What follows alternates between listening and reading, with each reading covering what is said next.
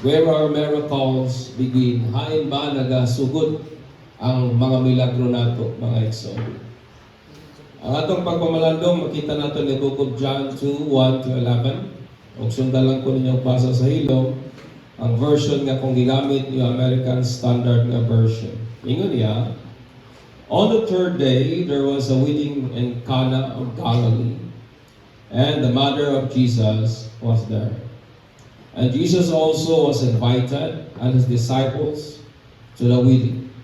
And when the wine gave out, the mother of Jesus said to him, "They have no wine." And Jesus said to her, "Woman, what do I have to do with you? My hour was not yet come." His mother said to the servant, "Whatever he says to you, do it." Now there was a 6 stones water pot set there for the Jewish custom of purification, containing 20 or 30 gallons each. Jesus said to them, "Fill the water pots with water," and they filled them up to the brim.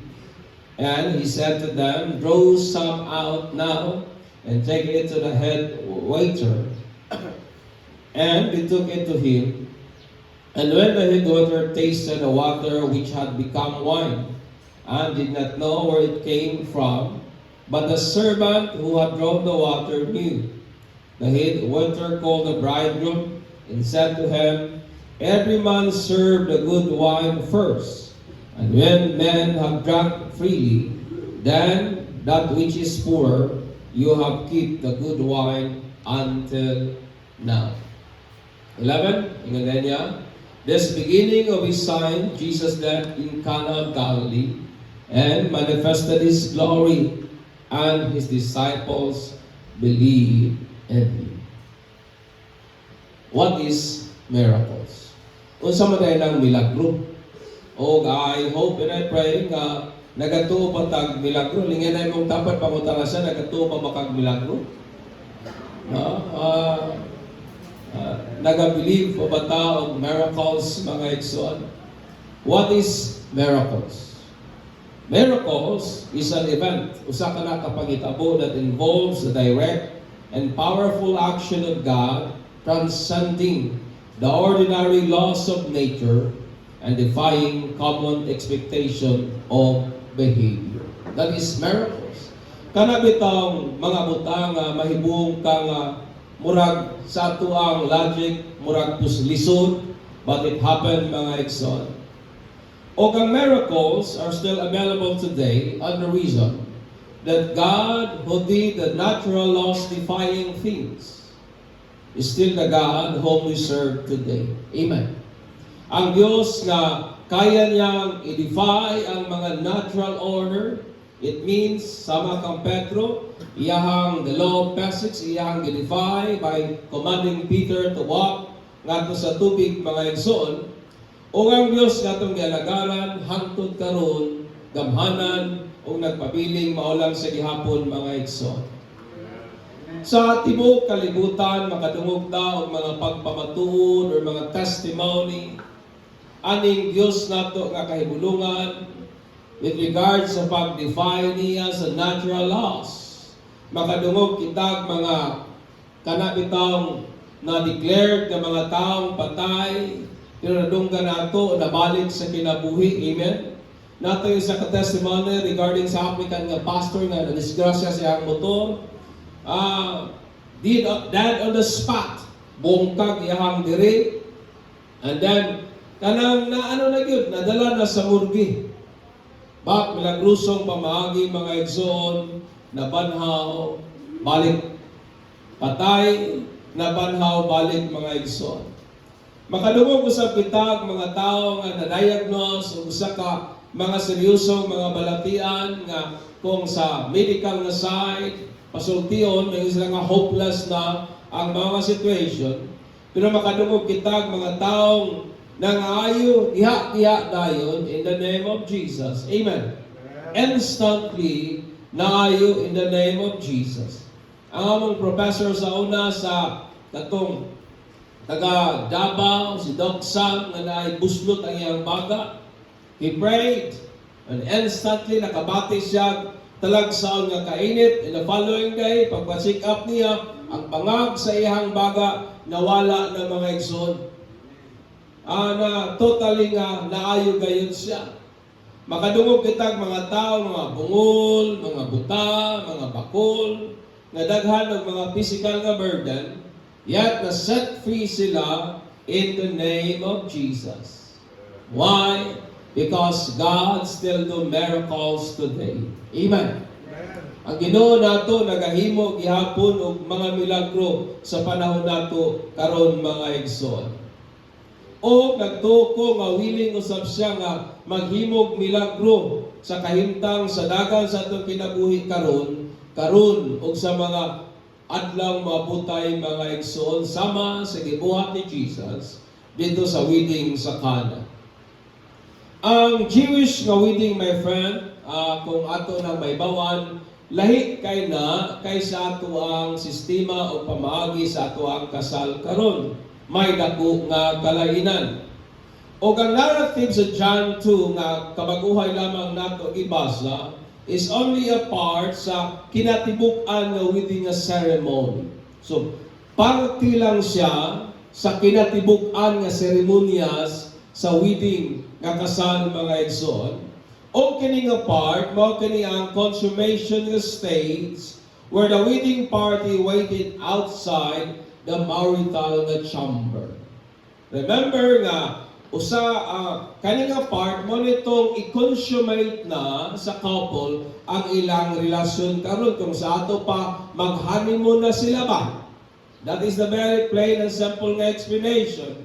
And then, while nga ang couple mag-honeymoon, outside sa ilahang kanang marital chamber, dapat asa sila mag-honeymoon, na po ipahigayon nga wedding party.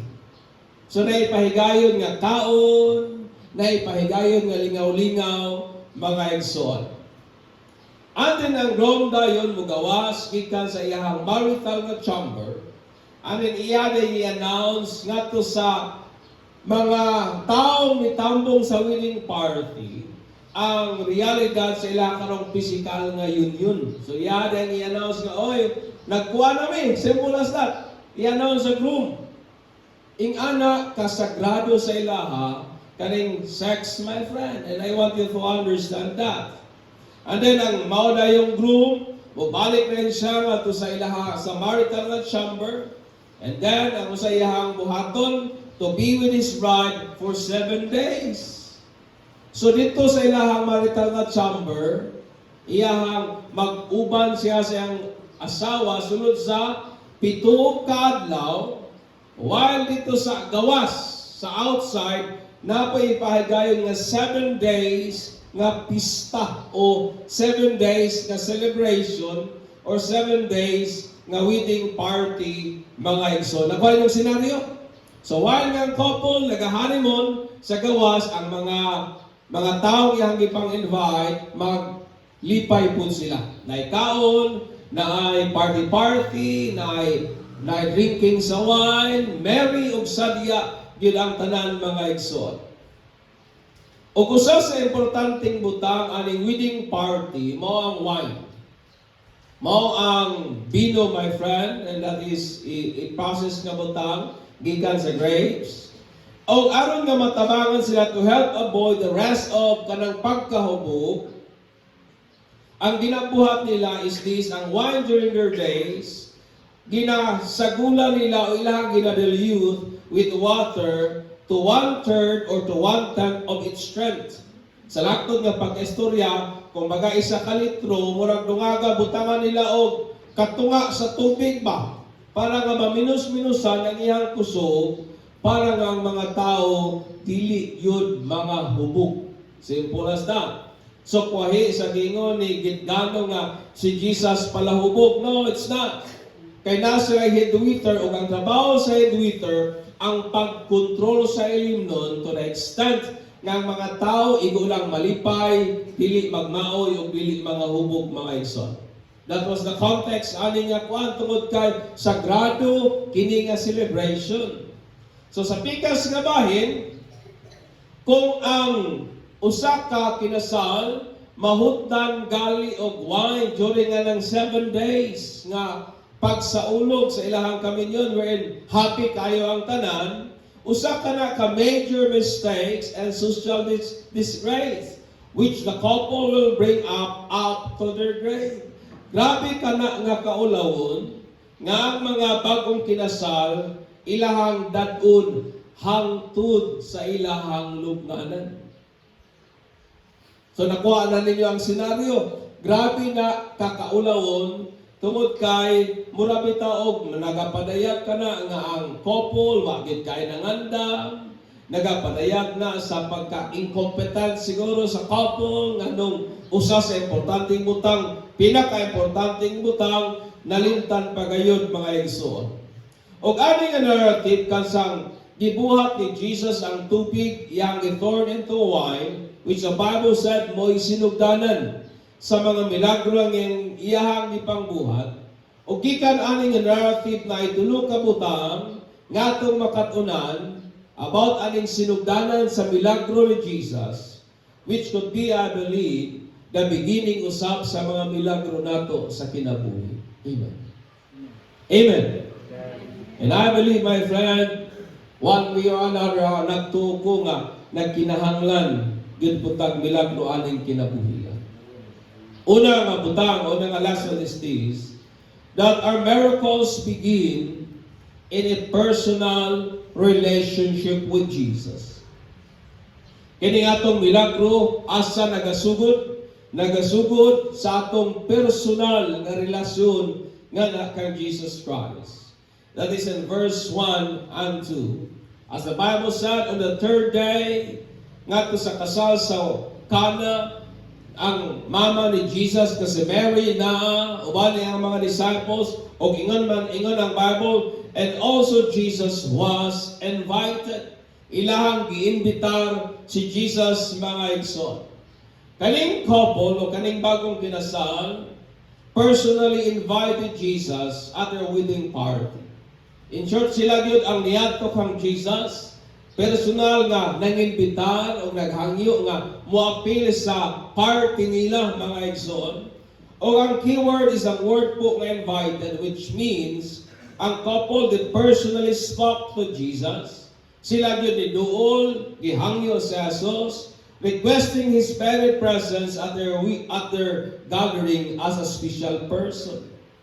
Ilahan yung gihangyo sa Jesus nga, Jesus, dili gyud pwede nga di ka mo adto gyud ka ikaw among pinakadinapit nga tao, pinakadinapit nga bisita sa maong celebration, sa maong party namo.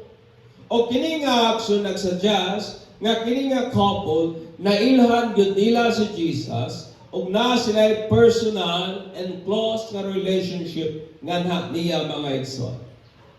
Kay dili ka basta-basta makapangimbitar in a manner nga mausama sa inyo niini kung dili nimo suod ang imong ginaimbitar mga igsoon. Understand me, Jesus said, to them who believe all things are possible. Amen.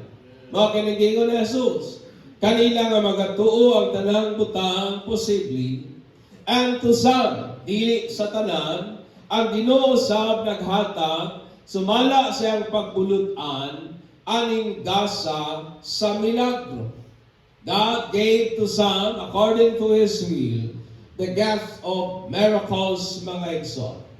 Apan kinahanglan natong masabtan that our faith only works. I want you to understand me.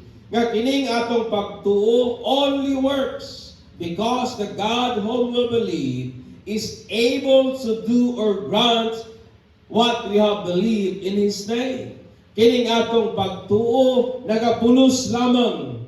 Kining atong mga pagtuo may butang mahimo sa reason nga ang atong gituuhan gamhanan og makahimo sa mga butang nga atong gituuhan diha sa iyahang pangalan. Amen. Amen.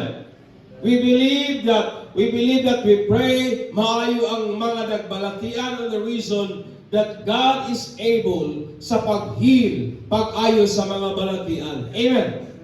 Nagtuta nga naay mga milagro sa dihang mag-aampo kita on the reason nga kining Dios katong gituhan able makabuhat sa mga butang nga atong ginaampo o ginatuuhan diha sa iyang pangalan mga igsoon.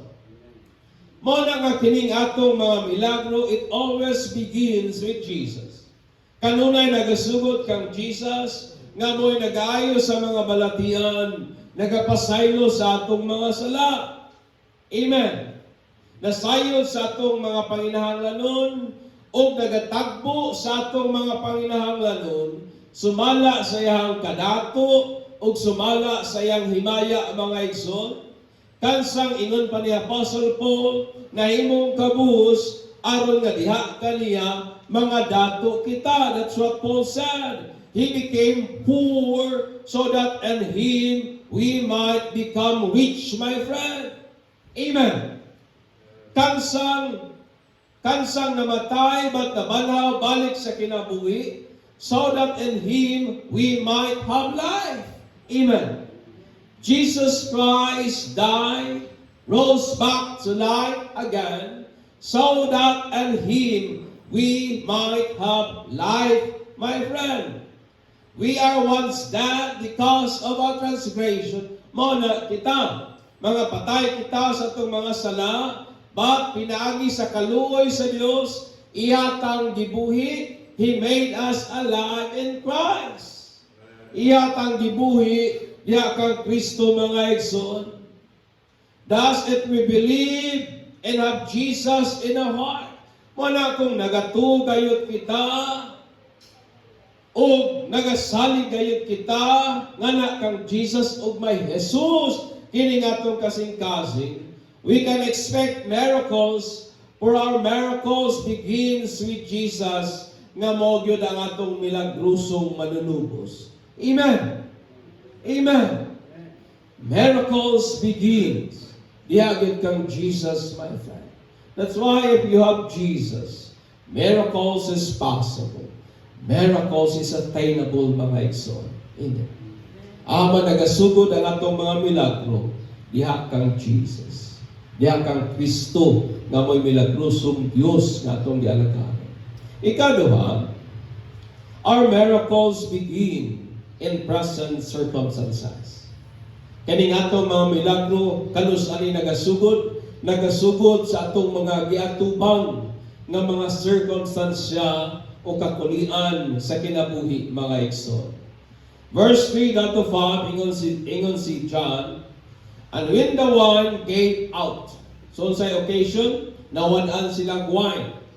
The mother of Jesus said to him, wa na sila yung wine. And Jesus said to her, Woman, what do I have to do with you? My hour has not yet come. His mother said to the servant, Whatever he says to you, Jesus, ingon niya, do it. Unsa man ang iyang isugo nga na kaninyo, hala, buhata.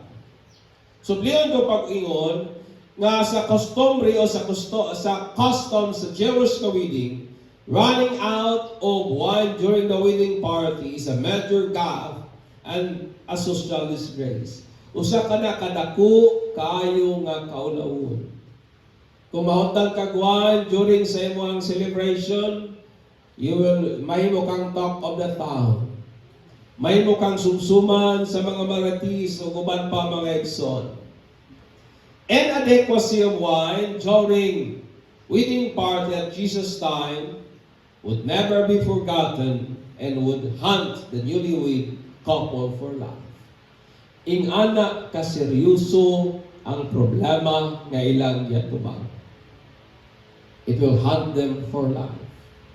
Nagsige mo enjoy sa inyong honeymoon, pero human mo nga nag-enjoy, mapuno mo komento, mapuno mo istorya sa mga tao, may lagong taong mo last for months, it will last for life, mga igsoon. Mo na, kabugat mo na ang gravity, mo na kaseryoso, ang giatubang circumstances, aling nga couple, kung wala si Jesus nila gi-invite. Kung wala si Jesus nila invite sa ilahang kasal mga igsoon. Understand me, miracles always begin kung naagi mga circumstances. Miracles begin kung hain ang circumstances, my friend. Ang milagro sa redemption happened because man was separated from God. Amen. Ang circumstances, nabulag ta sa Dios. So God, naghimog milagro o ang milagro mo kanang iyakang redeem gikan sa atong mapait nga sitwasyon, my friend. Ang milagro sa kayuhan nahimong available sa dihang natay mga balatian o mga kakulian sa atong panglawas. Amen. Di ba tinuod? Kung hain ay mga balatian, dahil dito nimo makita o dito magsugod ang milagro sa kayuhan, nganong ayuhon man kagwa kay sakit. Amen. Nganong ayuhon man ka sa Dios kung wa kay pain sa lawas kay ginabati. In short, miracles of healing becomes available sa dihang na mga balatian nga gihambin kining atong lawas mga igsoon. Ang milagro sa pagtagbo sa Dios sa atong mga panginahanglanon nagakasinatian nato panahon nga walang-wala taoy. Amen. The miracles of divine providence ato nang nagakasinatian sa panahon nga walang-wala ta, sa panahon nga muraog wa na gid tayo mahimo, then we experience the miracles of divine providence. Kanus nato na nasinatian tong panahon nga nagkinahanglan ta sa tabang ug pagtagbo sa Dios sa atong mga panginahanglanon mga igsoon. The miracles of crossing the Red Sea on the dry ground happened tungod kay wa naging laing pamaagi. The experience walking on the dry ground, gibuak sa Dios ang Red Sea, o diha sa Red Sea naghimo siyang path, naghimo siyang dalan. It happened why? Kay wa naging laing way, it is the only way. It happened why? Provided sa circumstances, nga wa naging sila'y madaganan, wa na gid sila malingian, lingi sila sa walang tuo, may dagkong bukid, lingi sila sa luyo, tuay mga cavaliers sa kanang Egypt na nagdala og mga hinagiban to kill them. And the only way is to cross. Sa mga words, it happened why? Kaya wa na gid laing pamaagi mga igsoon. Circumstances provided sa mga miracles nga ilang masinatian mga igsoon. The miracles of growth feeding Elijah happened because he was in grave circumstances. Ka-remember ba mo ni Elijah itong nagdagan-dagan siya for his life? Human nga iyang gi-vanquish ang mga propeta kaysa itong mga propeta ni Jezebel. And then, gibaharan dahil siya nga patyon, so nagdagan-dagan si Elijah running for his life. O dito sa kuweba, nagsentimento sa Lord, gusto na akong mamatay. And God said to them, pagpuyo Elijah, gusto mamatay, kababayan ka ko, imong ginaganan. And so dito nakita, God provided and sustained Elijah, pinagi sa uwak, which we know, nga usa sa, ingon pa nila, pinakadalo nga mananap. Yet, kato nga circumstances, it provided a way. It becomes an avenue nga masinati ang Elijah ang milagro sa Dios nga may langgam nga dalo nga mo'y nagpakaon niya adlaw-adlaw. Amen. Human ato, ano ba yung sa gipakaon sa uwak? Human ato nga circumstances, wala na. I want you to understand, my brethren, circumstances, problems, troubles in the life are all avenue for our miracles. Amen. Kining mga kakulian sa kinabuhi, mga problema nga atong ginahagi, ang ginatubang, mga troubles nga atong ginagian, kanang-tanan mga avenue lamang para nga masinatian nato ang mga milagro nga iya sa Dios. And we must understand that, brethren, our miracles begin sa diyang natay present na circumstances. Amen. Kung nataw niya ang Bible, kung hain sila nagkalisod, kung hain sila nagkayamukan, sa diyang na present sa circumstances, dito nila na sinatian ang kahibulungang milagro gikan sa Dios. Amen. Inay mong tapat na abakay circumstances karon. Then believe miracles will come. Amen. Ikatulo, our miracles begin in complete obedience to Jesus Christ's command. Kining atong milagro hain og kanus aman magsugod sa dihang natay full o kompleto nga pagtuman sa usay gisugo ni Jesus kanato. In verse 6 down to 10. Now there were 6 stone water pots set there for what Jewish custom of purification, containing 20 or 30 gallons each. Jesus said to them, fill the water pots with water. O kung sa gibuhat sa servant, ilahang gipuno, sumala sa sugo ni Jesus. And he said to them, draw some out now and take it to the head waiter. Mali ang tig-control sa dagan sa party. And ilay istoryagi, dala nila og iyang natilawan og ingon siya nga kuya puning inyo ba? Kay kasagaran unahon ang pinakalami ipaulahi ang medyo di na lami. No, ang pinaka quality maguna gid na og magsunod tong medyo poor na ang quality. But ingon niya, kuya puning inyo kay hangtod karon inyo yung i-preserve ang pinakamaayo ug ang pinakanindot nga wine. Understand me, Mary iyang giingnan ang servants nga buhaton whatever Jesus told them to do. Amen. Mo na giingon ni Mary, isa nga buhatan ninyo unsay isugo aning akong anak na si Jesus. So, giingnan ni Jesus ang mga servants to fill the water pots with water. So, giputangan nila, gipuno nila, that is the command. I-fill, punon gyud. Dili halfway, puno gyud. That was the command. O gi-obey sa mga servants, o ilang gipuno tong butangan sa tubig, o butangan katong butang ang gibutangan sa tubig up to the brim.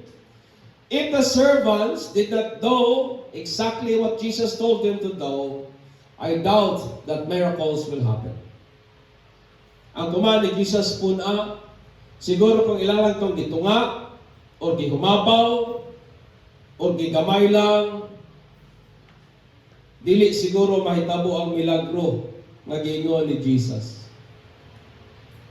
Amen. Mo na nga complete and full obedience to the command of Jesus is where our miracles begin.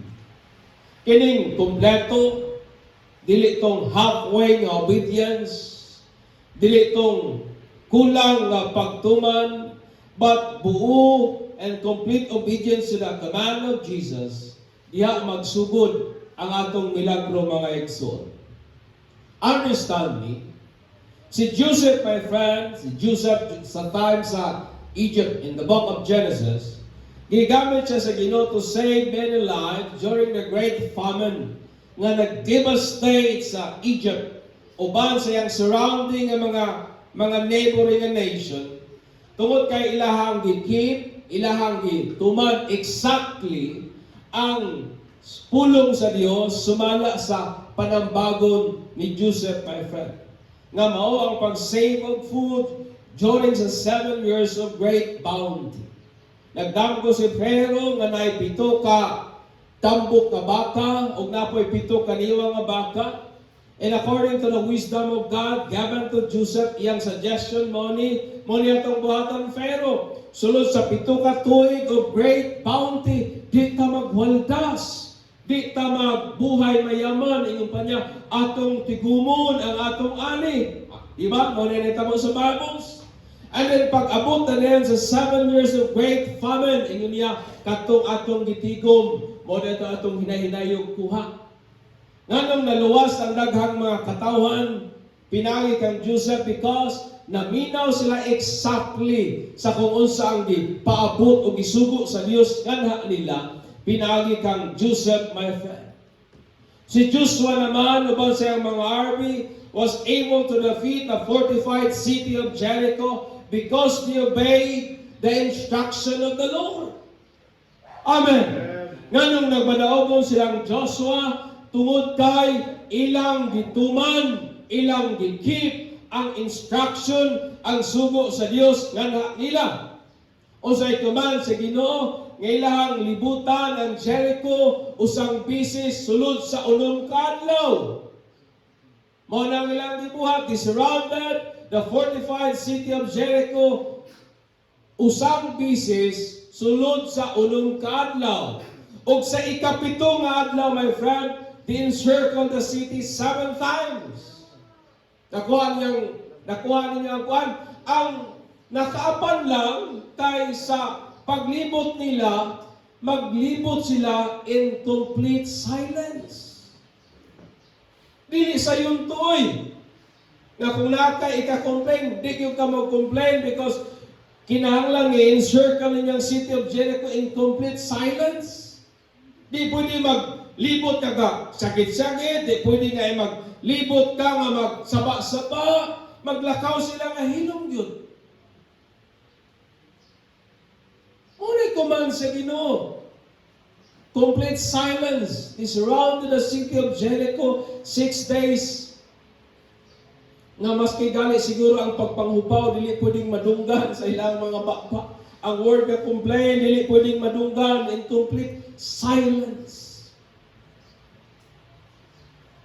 O sa ikapito nga adlaw, ilang gi-encircle ang city 7 times.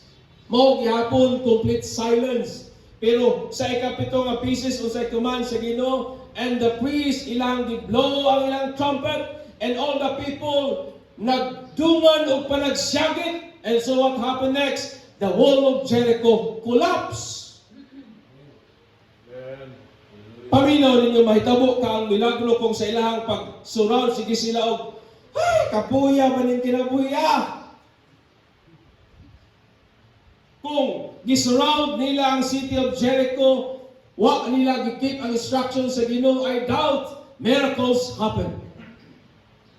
Kung wala nila gikip ang command sa Ginoo nga sa human og blows of trumpet sa mga priest, magsyagit mong tanan og dugang pagsagit mong tanan pasidungog sa Dios, I doubt mahitabo kung wa nila tuman ang giingon sa Ginoo. It happened na sinatian nilang miracles, na collapse ang walls of Jericho. Why? Because they could obey the instruction of the Lord completely.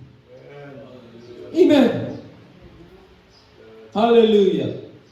The Israelites during Exodus survived the unforgiving desert by keeping God's command. Kabalo ba mo nga dili mga buhi ang Israelita kung dili nila i-keep ang command sa Ginoo? O unsa man ang command sa Ginoo? Example, ingon si Lord, magpadala ko og mana, ang inyong buhaton, kuha lang mo sa inyong mahurot. Mahurot na ang instruction. Ayaw mo kuha sobra. Kuha lang mo enough for the day.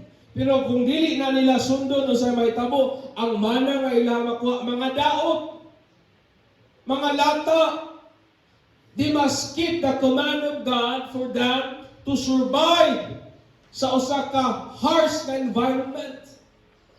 Kung ang clouds mag-move, ang pillar of clouds by day, o ang pillar of clouds by night mag-move, they must also move. Kaya mo na instruction sa Ginoo, di sila pwede magbangay-bangay, di sila pwede maglangan-langan. Amen. What kept them survive sa wilderness is to keeping the commands of God. And I believe, ang pagtuman niya na completely, my friend. Gideon was able to defeat 1,000 Midianites army. Sulod, pila kabok ang gigamit ni Gideon? 300 soldiers.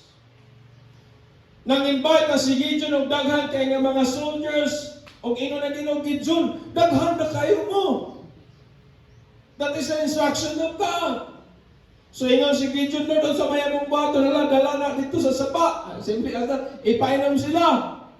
Og out of pila to ka thousands ang nabilin. 300 lang kinsa ilahang kalabanon. Tens of thousands ng Midianites army nga at that time nag-oppress mga oppressors sa Israelite, my friend. Paminaw ninyo kung gi-insist ni Gideon tong 1,000. Kung gi-insist ni Gideon tong 10,000 armies, magmadaogon ka sila. Nagmadaogon sila because ilahang gituman ang instruction sa Ginoo. Amen. Peter, my friend, was able to walk in water because he hearkened the voice of Jesus to walk on the water. Pagkakita ni Pedro kang Jesus na excited siya, ay nandito siya ni Jesus sa lato, ay lakaw sa tubig. He defied the law of physics. He defied the law of buoyancy. May taong makalakaw sa tubig. But Peter walked ibabaw sa tubig uban kang Jesus, my friend. Why? Because he hearkened the voice of Jesus. Pero itong naratol si Pedro, kaya nakita niya ang kanako sa balod o gili ng tingog ni Jesus ang iyang nadungog. What happened? Naunlod si Pedro, mga igsoon. Kay mo niya ang kamatuuran about miracles. Obedience precede miracles. Kung gusto kang milagro, mag-unag yun ang pagkamatinuman. Amen. If you want financial breakthrough, mag-unag yun ang obedience. Kung gusto tao, pabor sa Diyos at ang panimalay, milagro sa mga pag-ayo o kuban pa, mag-unag yun ang pagkamatinumanon, mag-unag yun ang pagkamatinumanon, o we must obey completely. Muna nga kung magpasaylo tayo, itong pasaylo nga 50%. Ipasaylo ng takabrad, pero sa karon mo rao, 50% lang sa akong pagpasaylo. Ayaw. Kung magpasaylo ka completely, forgive as the Lord forgive us. That is the command. Amen. Magkagisugo sa Ginoo pasaylo. Kung ingan, wa man ingon ang Ginoo nga, wa man ingon ang Ginoo nga anak, kung di pa nimo kaya, ayaw lang sa pasaylo ha. Wa man nag-ina na sa Ginoo.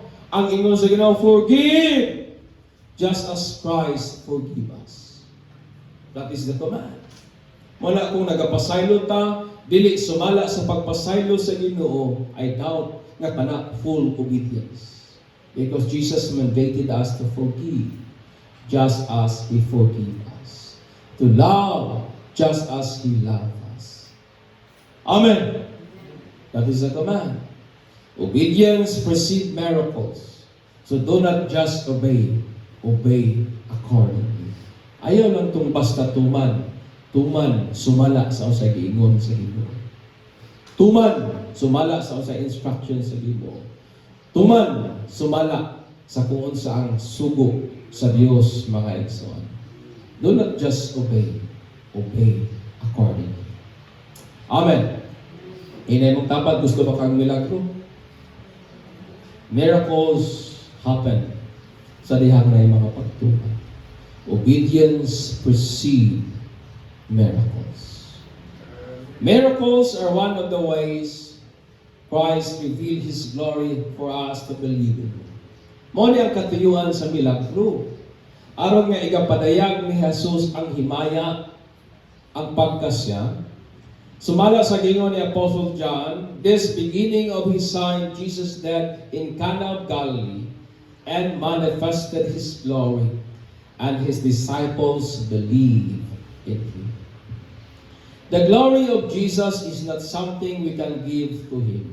Usay makadungog ko, mayroon ang mga tao, Lord, ako kang gihatagan sa imong himaya. No, we cannot give glory to Jesus. Dili na to kaya hatagan o himaya sa Jesus. I want you to understand me. Tungod kay, sa pikas kabahin, it is who He already is, revealed to us so that we may recognize it, declare it, and reflect it back to Him in worship. Dili nimo mahatagan og gahom sa Jesus kay gamhanan na gyud siya. Amen. Dili nimo mahatagan ang Ginoo sa iyang pagka-all-knowing tungod kay nasayon na gyud siya sa tanan. That is the glory of God. Kinsa siya. Amen. Jesus is eternal. Jesus is omnipotent. Si Jesus, mga igsoon, is all-knowing. Si Jesus is full of grace, mercy, and truth. Mao na gyud na siya ug butang nga wala nato na gihatag sa iya, mao nang nahimo siyang mao siya. No. It is kinsa gayud siya. Ang ato lamang ginabuhat is atong gina-recognize, atong gina-declare ang mga butang nga gipanayag kanato pinaagi sa mga pagsimba o pagpahinungod kaniya. Amen. Amen. That is giving glory to Jesus. Giving glory doesn't mean nga gihatagan nimo siya gahom. Giving glory, it means nga atong gina-recognize, atong ginaila, o atong ginapasidunggan ang tinuod o kung kinsa gayud siya mga igsoon. Amen. Miracles are still at work sa atong panahon karon. Because God is omnipotent and never changes. That is our God. Kung kaya niyang nabuak ang Red Sea sa panahon ni Moses, and I believe God can still do miracles today. Kung naayon ni Jesus itong mga buta sa iyang panahon, I believe na kaya po niyang ayuhon ang usamang sitwasyon nga naata karon mga igsoon. Kung nabag-on ni Jesus ang life ni Paul, na ingon pa ni Pablo, kung namay pinakahawod sa mga makasasala, chief of sinners, mo na yung tawag siya, ang kaugaling na ingon ni Jesus. Ay ingon ni Pedro, ako na. Pero gibago na Jesus ang kinabuhi ni Pablo rather. Amen. That is miracle. Why? Tungod kay si Jesus nagpabiling maulang sa gihapon, nagpabiling gamhanan lang sa gihapon. Miracles are still at work today because God is omnipotent and never changes. Where Jesus is personally present, where real need exists, and where there is genuine obedience, that is where miracles begin to unfold. Amen. Kung hain gali si Jesus na, kung hain gali na'y tinud-anay yun kapag panginahanglan, kung hain gali na'y tinud-anay nga pagtuman sa gisugo sa Ginoo, diha nagasugod ang atong mga milagro. Amen. And I believe one way or another, may mga situation kita sa kinabuhi that we need the miracles from God.